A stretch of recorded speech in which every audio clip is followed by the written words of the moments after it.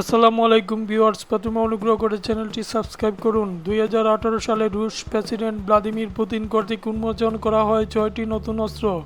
এই রাশিয়ান কৌশলগত অস্ত্রের মধ্যে অ্যাভানগার্ড আন্তঃমহাদেশীয় ক্ষেপণাস্ত্রও ছিল।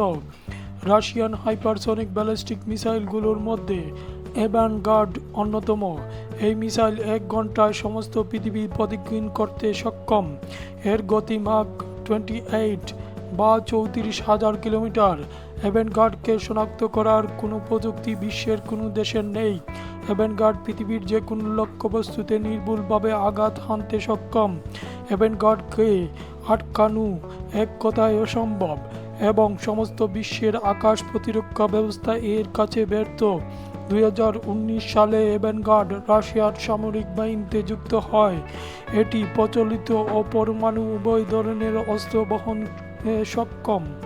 অ্যাভানগার্ড হাইপারসনিক ব্যালিস্টিক ক্ষেপণাস্ত্র একটি দিয়ে বিশ্বের যে কোনো দেশ মুহূর্তে রাশিয়া ধ্বংস করে দিতে পারে।